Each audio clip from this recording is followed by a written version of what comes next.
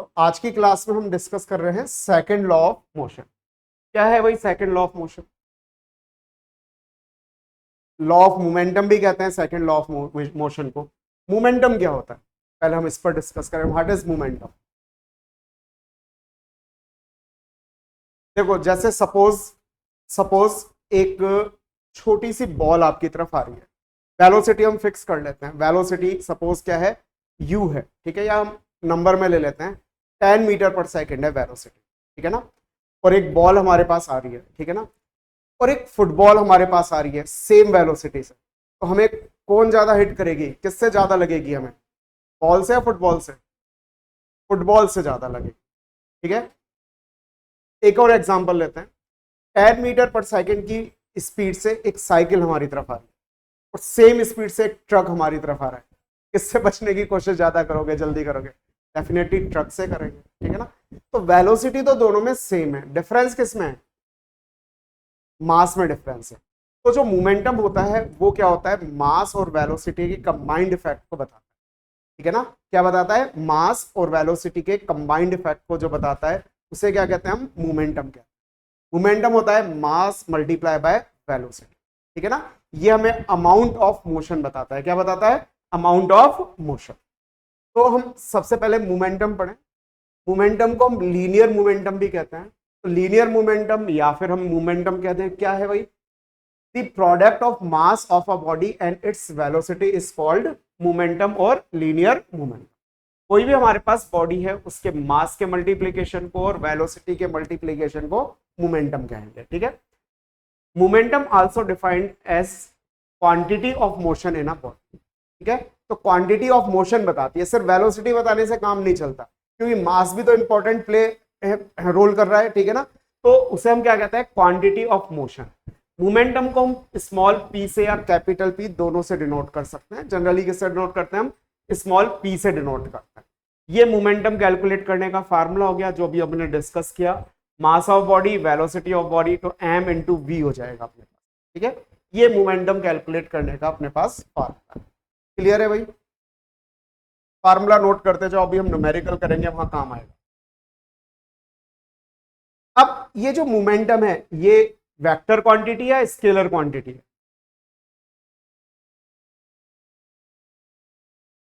अब मास तो अपने पास क्या है? Scalar quantity.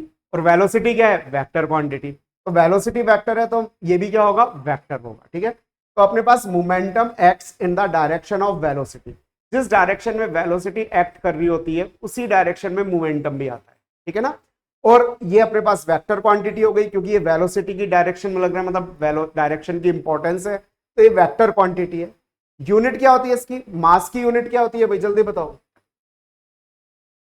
केजी। और वेलोसिटी की यूनिट क्या होती है? तो हमारे पास जो मोमेंटम है इसकी यूनिट क्या हो गई? KG metre per second. ये हमारे पास मोमेंटम की यूनिट हो जाएगी। समझ में आ रहा है बेटा? Kilogram metre per second. तो इस तरीके से हम इसकी यूनिट को लिख सकते हैं। तो मोमेंटम समझ में आ गया क्या है? बताओ भाई क्या है momentum?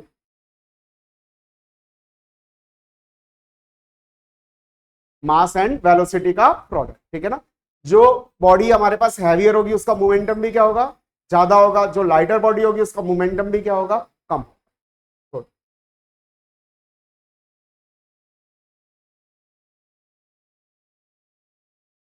When body is rest, जब बॉडी रेस्ट में है तो वेलोसिटी क्या होगी?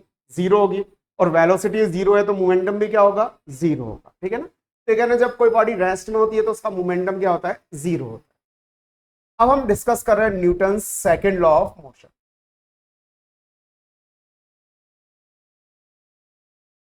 Newton second law of motion state that rate of change in momentum, ठीक है, मोमेंटम नहीं, ध्यान रखना यहां पर क्या लिया है? Rate of change in momentum.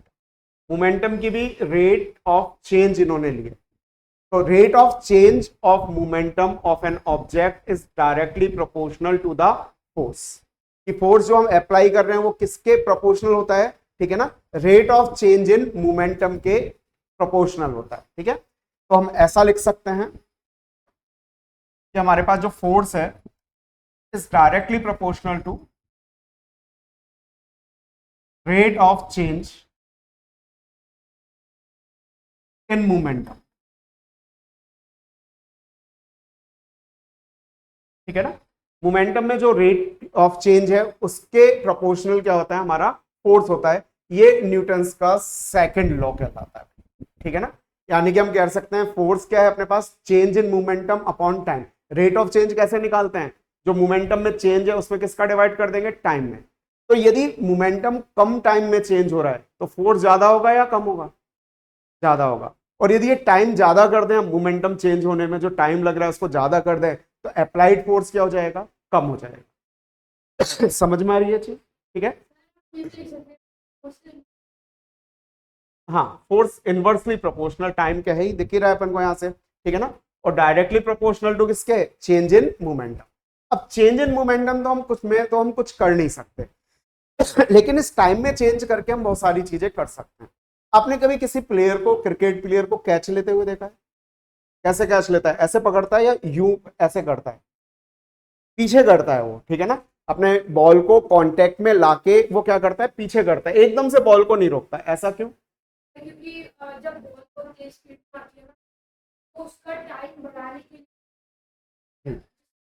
यदि हम टाइम बढ़ा देंगे तो सेम मोमेंटम चेंज के लिए हमारा फोर्स क्या लगेगा, कम लगेगा। ठीक है ना, तो मेन जो अपने पास है वो क्या है, टाइम है। तो जब हम बॉल को कैच कर रहे हो और बॉल को हमने यहां पर ही कैच कर लिया तो हमने उसको कुछ टाइम नहीं दिया, लेकिन जब हम बॉल को पीछे ला रहे हैं हाथ को, तो बॉल को हम धीरे धीरे रोक रहे हैं। ठीक है ना, उसकी वेलोसिटी, जो भी वेलोसिटी है उसको जीरो लाने में हमने क्या कर दिया, टाइम जो लग रहा है उसको क्या कर दिया, इंक्रीज कर दिया। तो टाइम इंक्रीज होगा तो हमारे हैंड पर लगने वाला फोर्स भी क्या हो जाएगा, कम हो जाएगा। ठीक है ना, तो ये इसका एग्जाम्पल है अपने सेकंड लॉ का, चेंज इन मोमेंटम।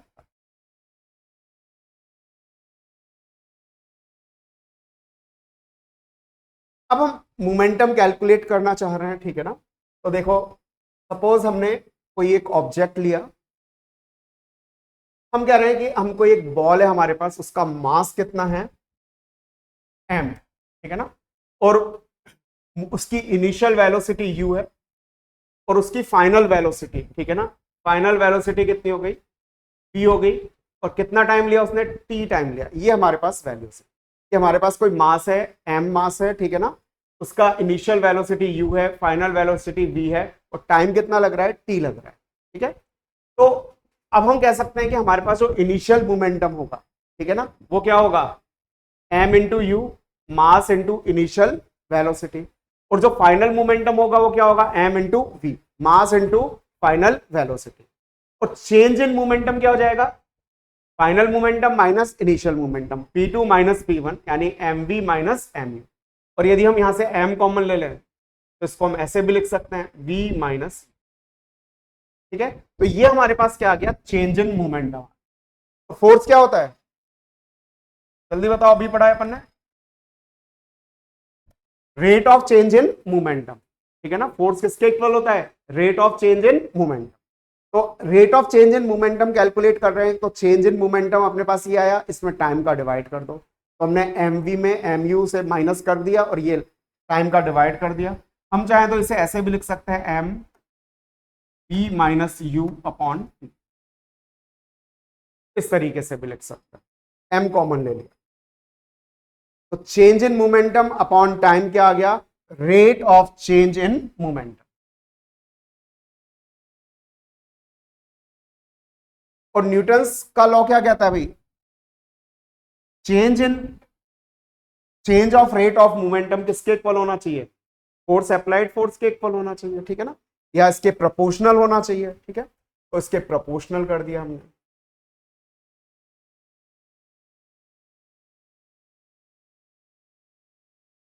तो हमारे पास जो ये फोर्स है, ठीक है, ये किसके इक्वल होगा, rate of change in momentum. Rate of change in momentum अभी हमने कैलकुलेट किया, m we minus M u upon time. ठीक है, एम कॉमन ले लेंगे तो ये आ जाएगा हमारे पास। जब भी हम प्रोपोर्शनल का साइन हटा के इक्वल टू का साइन लगाते हैं तो कोई कांस्टेंट आता है हमारे पास।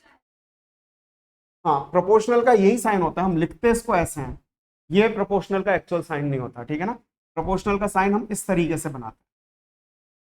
ठीक है, तो शॉर्ट में हम क्या लिख देते हैं, उसको ऐसे लिख देते हैं, प्रोपोर्शनल। ठीक है, तो ये हमारे पास क्या हो गया, फोर्स प्रोपोर्शनल है किसके, rate of change in momentum.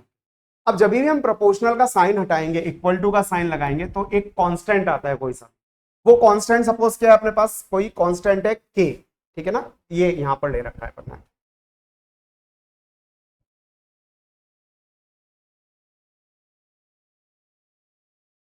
अपने पास कोई कांस्टेंट हमने जब ये हटाया यहां से, तो अपने पास क्या आया, एफ इक्वल्स टू के इंटू एम इंटू ए, ठीक है ना।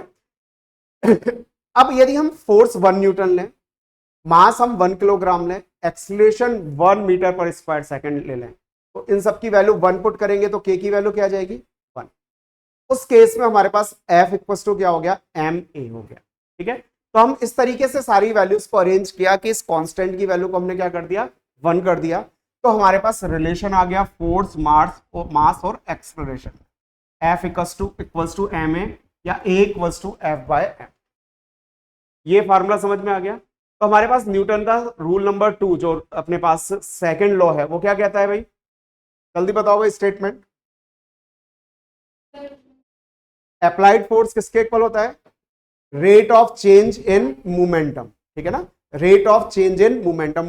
रेट ऑफ चेंज का मतलब क्या हो गया, momentum change in momentum upon time, और मोमेंटम क्या होता है, product of mass into velocity, ठीक है, ये अपने पास momentum.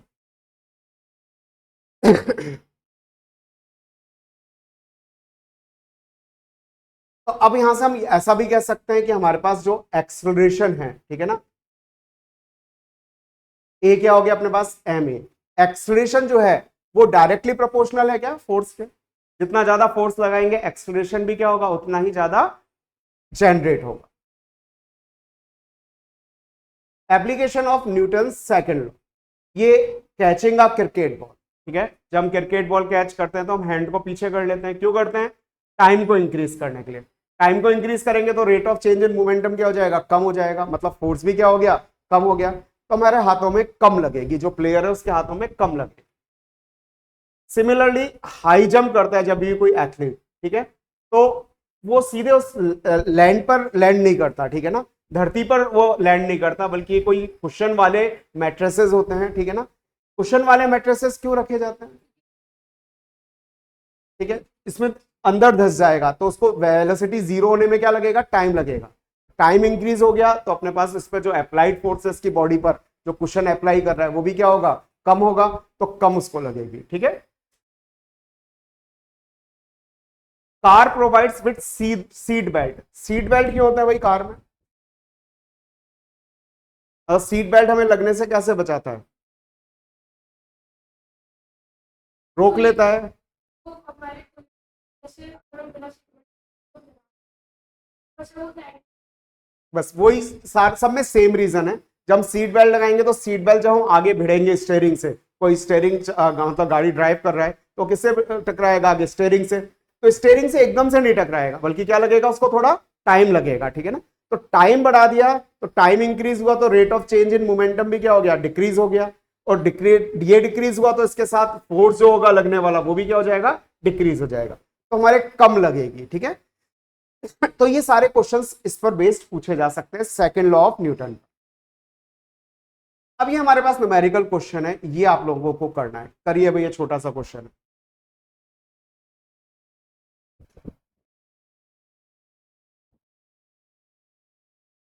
Calculate momentum of a toy weighing 200 grams, तो मास दे रखा है आपको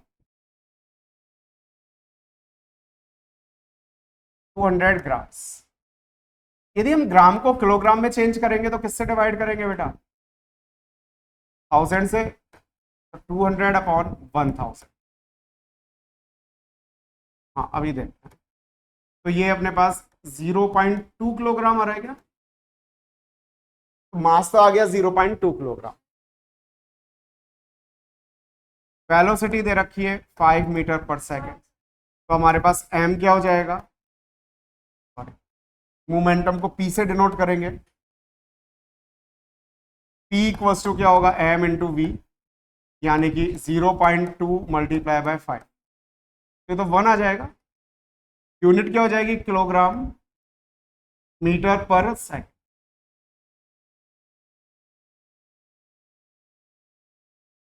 ये हमारे पास मोमेंटम आ गया। सिंपल सा क्वेश्चन है भाई ये तो। क्वेश्चन नंबर 2 करिए भाई सर।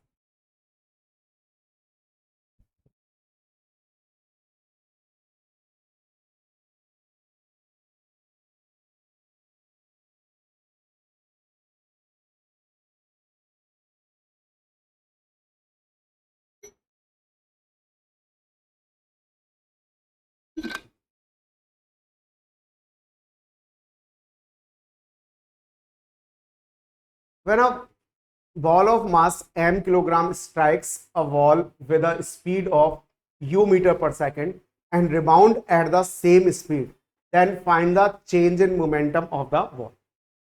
ये कह रहे हैं कि हमारे पास कोई बॉल है, ये बॉल यहां पर स्पीड से जा रही है। सपोज इसकी स्पीड कितनी दे रखी है, क्या इन्होंने u दे रखी है, u मीटर पर सेकंड की स्पीड से जा रही है बॉल पे, ठीक है ना। और इसका मास हमें कितना दे रखा है, m दे रखा है, m किलोग्राम इसका मास है। तो इसका मोमेंटम क्या होगा, mu, ठीक है। अच्छा mv लिख दिया, ये mu होगा। अब हमारे पास ये बॉल यहां पर लगेगी तो रिबाउंड होगी। अब इस डायरेक्शन में बॉल जा रही है, ठीक है। मास कितना होगा इसका, वेलोसिटी कितनी होगी, सेम स्पीड। रिबाउंड किससे हो रही है, सेम स्पीड से हो रही है, मतलब चेंज नहीं होगी। u है तो u ही रहेगी, तो इसकी वेलोसिटी u होगी और कुछ होगी, बताओ भाई। माइनस u नहीं होगी क्या बेटा, क्यों, क्योंकि डायरेक्शन चेंज हो गई ना। ये अमाउंट तो सेम कह रहे हैं, सेम स्पीड, मतलब ये 10 मीटर पर सेकंड है तो ये भी कितना है, 10 मीटर पर सेकंड ही है। लेकिन यहां पर अपने पास वेलोसिटी की डायरेक्शन ये थी, अब वेलोसिटी की डायरेक्शन ये है, तो डायरेक्शन चेंज हो गई तो क्या आ जाएगा, माइनस साइन आ जाएगा हमारे पास। तो हमने हमारे पास फाइनल मोमेंटम P2 कितना हो गया, m इंटू माइनस यू, यानी कि -m। अब आपसे पूछा गया भाई चेंज इन मोमेंटम, ये आपको कैलकुलेट करना है। तो चेंज इन मोमेंटम का फार्मूला क्या होता है, -mu -mu, ये माइनस का 2mu हो जाएगा। ये हमारे पास आ गया चेंज इन मोमेंटम। देखो भाई समझ में आ गया ये,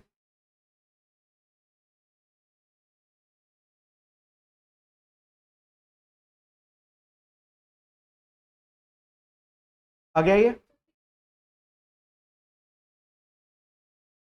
क्यों बेटा बता, कोई काम, पता नहीं, देखते हैं अभी तो है। अब ये क्वेश्चन करके बताओ मुझे।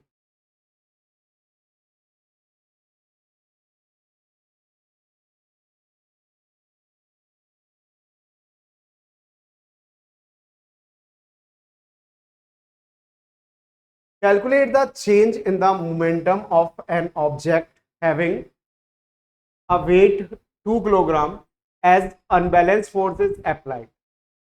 Its velocity is reduced to 10 meter per second to 1.5 meter per second. तो चेंज इन मोमेंटम बताना है। 17 इनिशियल मोमेंटम हम देखें,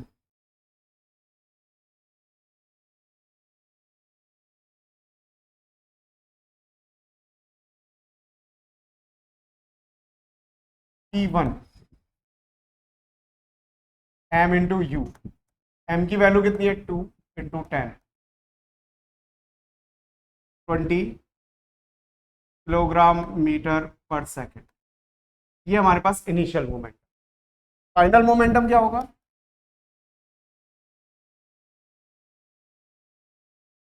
mv, मास तो सेम ही है, लेकिन वेलोसिटी कह रहे हैं अब ये रिड्यूस होके 1.5 हो, तो ये 3 हो जाएगा। अब हमारे पास change in momentum,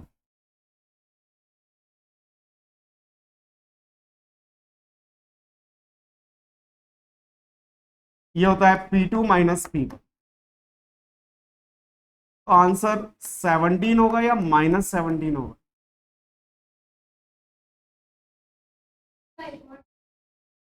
hmm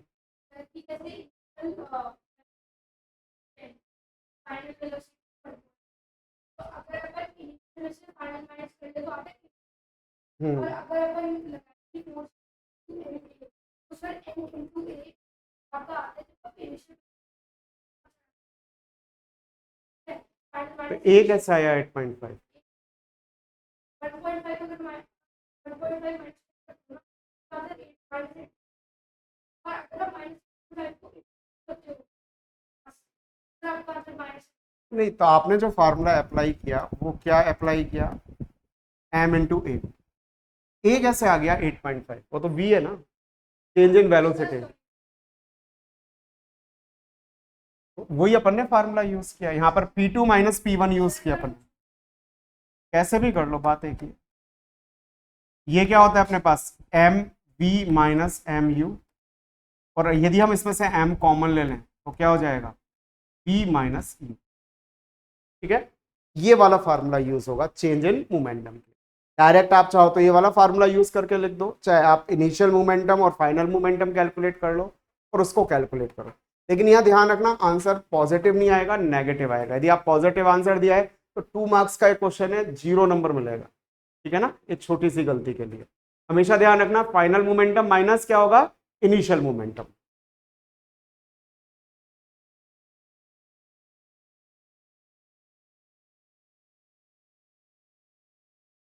next ये क्वेश्चन करके बताइए।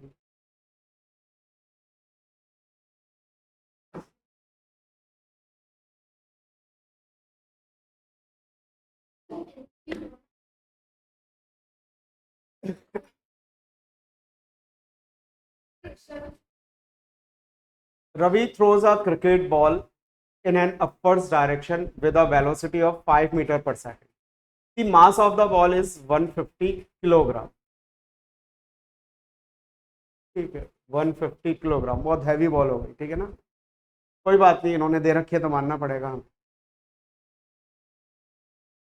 Find momentum of ball when it reaches its maximum height. बताइए भाई, चेंज इन मोमेंटम क्या होगा?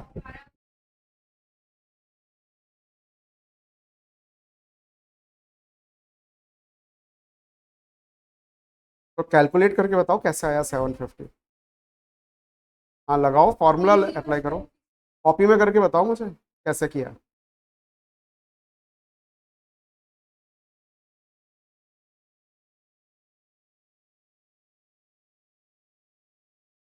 ठीक है, हमें क्या दे रखा है भाई क्वेश्चन में? अपन को मास दे रखा है, तो ठीक है ना। कितना दे रखा है भाई मास? एम की वैल्यू दे रखी है आपको 150 किलोग्राम। अब जब भी हम बॉल को थ्रो कर रहे हैं, बॉल को हमने थ्रो की तो बॉल का पाथ ऐसे ही होता है ना, ऐसे ही तो जाती है बॉल। हमने बॉल को यहां से थ्रो की और यहां पर इसकी वेलोसिटी है 5 मीटर पर सेकेंड। अब जैसे जैसे बॉल ऊपर जाएगी इसकी वेलोसिटी इंक्रीज होगी या डिक्रीज होगी? पहले ये बताओ। डिक्रीज होगी, क्योंकि ग्रेविटी के अगेंस्ट वर्क कर रही है बॉल। ठीक है, ग्रेविटी का ग्रेविटेशनल फोर्स का लग रहा है, नीचे की तरफ लग रहा है, और जो हमने इसको स्टार्टिंग में फोर्स दिया वो इसको ऊपर ले जा रहा है। ठीक है, तो धीरे धीरे इसका जो अपर साइड जो फोर्स है वो क्या होगा? कम होगा।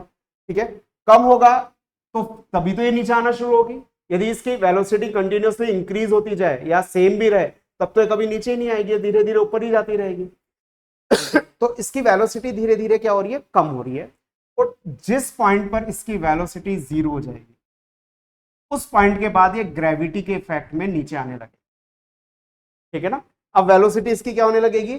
कम होने लगेगी। ठीक है ना, तो अपने पास जहां पर मैक्सिमम हाइट लेगी वहां पर इसकी वेलोसिटी क्या हो जाएगी? कम हो जाएगी। कि आप ऐसे भी समझो, आप बॉल को ऊपर उछालते हो, नहीं उछालते हो? ठीक है ना, जब आप बॉल को ऊपर उछालते हो तो आपने उसको कुछ वेलोसिटी दी, जैसे जैसे बॉल ऊपर जाती है वैसे वैसे उसकी वेलोसिटी क्या होती जाती है? कम होती जाती है। फिर जब मैक्सिमम पर बॉल पहुंचती है वहां पर वेलोसिटी क्या होती है? उसकी 0 होती है। फिर अब वो वेलोसिटी 0 हो गई तो अब और ऊपर तो नहीं जा सकती वो बॉल, फिर वो बॉल क्या होती है? नीचे गिरनी स्टार्ट होती है। ठीक है, उसकी वेलोसिटी फिर वापस से बढ़ती है ड्यू टू ग्रेविटेशनल एक्सलरेशन। तो टॉप पॉइंट पर यानी मैक्सिमम हाइट पर इसकी वेलोसिटी क्या हो जाएगी, 0 हो जाएगी। v की वैल्यू क्या हो गई, 0 हो गई। तो अब हमसे मोमेंटम कब पूछा है, मैक्सिमम हाइट पर, तो मोमेंटम क्या हो जाएगा वहां पर m इंटू वी, यानी कि 150 into 0 kilogram metre per second, ये मोमेंटम। बिल्कुल सही बोला था, लेकिन रीजन शायद नहीं मालूम था, है? अच्छा चलो आगे है समझ में क्वेश्चन, इसमें कोई डाउट किसी को? अब नेक्स्ट क्वेश्चन करके बताओ, लास्ट क्वेश्चन है आज, ये आप करके बताओ। अब ये सही सही करना, इसमें कोई गलती मत करना।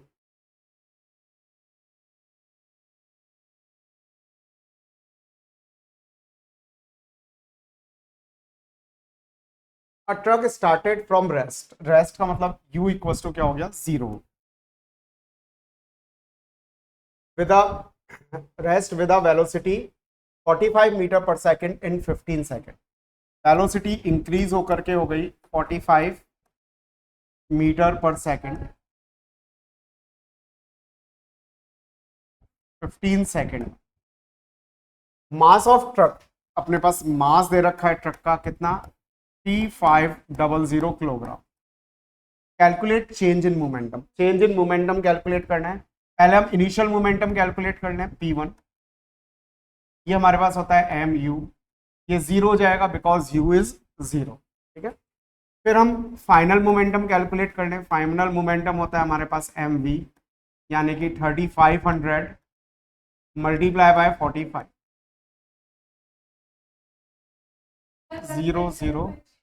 0015750, ठीक है। ये हमारे पास मोमेंटम हो गया। अब change in momentum, change in momentum P equals to क्या हो जाएगा, mv माइनस mu, तो 15750 में से 0 लेस करेंगे तो यही आएगा, यूनिट किलोग्राम मीटर पर स्क्वायर। ये चेंज इन मोमेंटम आ गया, ये हमें कैलकुलेट करना था। अब साथ में इन्होंने क्या कैलकुलेट करा है, फोर्स रिक्वायर्ड। इसके लिए हमें कितना फोर्स अप्लाई करना पड़ा, ठीक है ना। बिना एक्सेलरेशन के भी निकाल सकते हैं क्या अपन फोर्स, एक्सेलरेशन तो निकाल सकते हैं हम, हमारे पास है डेटा। एक्सेलरेशन कैसे निकालेंगे यहाँ पर, yes v minus you upon T हो जाएगा। या फिर हम अभी देखें हमने फोर्स क्या पढ़ा है, फोर्स का formula change in momentum upon time, ये पढ़ा है क्या फॉर्मूला, ठीक है। Rate of change in momentum ही क्या होता है, फोर्स होता है, ये अभी हमने डिस्कस किया था। तो ये फोर्स हो गया हमारे पास, चेंज इन मोमेंटम हमारे पास है 15750 अपॉन 15, कितना आ रहा है 10500 न्यूटन, ठीक है। ये हमारा रिक्वायर्ड फोर्स हो गया। कैलकुलेशन चेक कर लो, यही आ रही है ना भाई,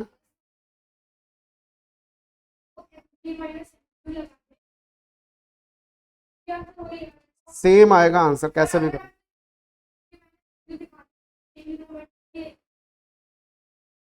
ये तो करना ही पड़ेगा ना, या तो आप ए निकालो, नहीं नहीं लिखना तो पूरा पड़ता है, मार्क्स होते हैं इन चीजों के, ठीक है ना। आपसे चेंज इन मोमेंटम पूछा है तो वो क्या चाहता है, आप इनिशियल मोमेंटम फाइनल मोमेंटम दोनों कैलकुलेट करें फिर लेस करो। एक ही बात पड़ती है, चाहे आप डायरेक्ट ये वाला फॉर्मूला लगाओ एम बी माइनस यू, चाहे तो डायरेक्ट ये लगा दो।